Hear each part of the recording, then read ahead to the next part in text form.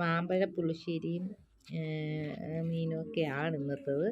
എൻ്റെ ഗുണ്ടുവിൻ്റെ ഈ പേടി നിങ്ങൾ നോക്കുക, അവൻ്റെ മുഖം കണ്ടാൽ അറിയാം എന്തോ ഇങ്ങനെയാണോ വൈകുന്നേരം എൻ്റെ അമ്മ വരുമ്പോൾ നിങ്ങൾ കാണുന്നുണ്ടോ അവൻ്റെ ഒരു സന്തോഷവും കാര്യം. പക്ഷേ ഇവിടെ ആരെങ്കിലും ചോറ് കഴിക്കുന്ന കണ്ടാൽ ഒന്നി മേശയുടെ അടിയിലോ എവിടെയെങ്കിലും ചെന്ന് ഒളിച്ചിരിക്കും.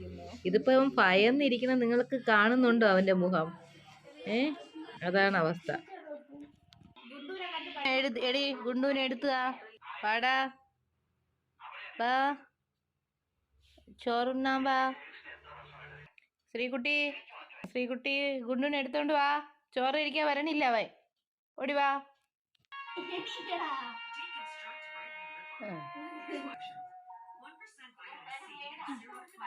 എന്തിത്താ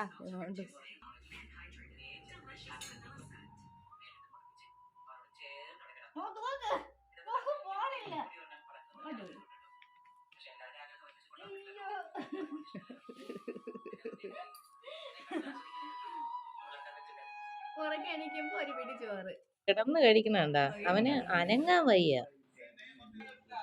കണ്ട മടിയനെന്ന് വെച്ചാൽ മടിയൻ, അങ്ങനെ തല പോലും അതുപോലെ വെച്ചുകൊണ്ടിരിക്കുന്നു. ഇതുപോലൊരു ചെല്ലക്കൊന്തത്തിനെ നിങ്ങൾ എവിടെയെങ്കിലും കണ്ടിട്ടുണ്ടോ? ഇതാണ് അവസ്ഥ.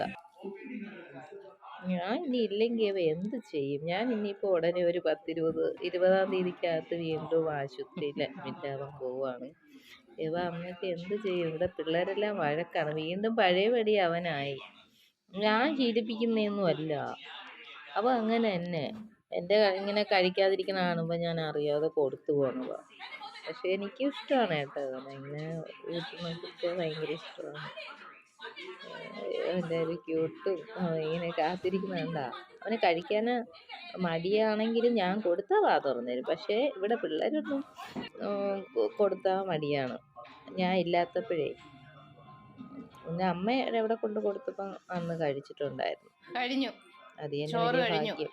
അമ്മ പറഞ്ഞായിരുന്നു നിന്റെ 3 മക്കളും ഒന്നിനൊന്ന് മിച്ചോ. എന്തിനാണ് നിന്നെ ഇവിടെ ഇരുത്തിയിരിക്കുന്നേ? നീ ചോറ് കഴിക്കുമ്പോൾ മാത്രം ഇങ്ങനെ ഇരിക്കൂലല്ലോ, കാറ്റിൻ്റെ അടിയിലും പിന്നെ മേശയുടെ അടിയിലും ഒക്കെ അല്ലേ ഒളിച്ചിരിക്കുന്നേ. ബിസ്ക്കറ്റ് കൊടുത്താമാ? ചുമ്മാ അല്ല, ഇനി ഉണ്ടാവാ ബിസ്ക്കറ്റ്? അവളെല്ലാം തിന്ന് നിർത്താം. ആഹാ,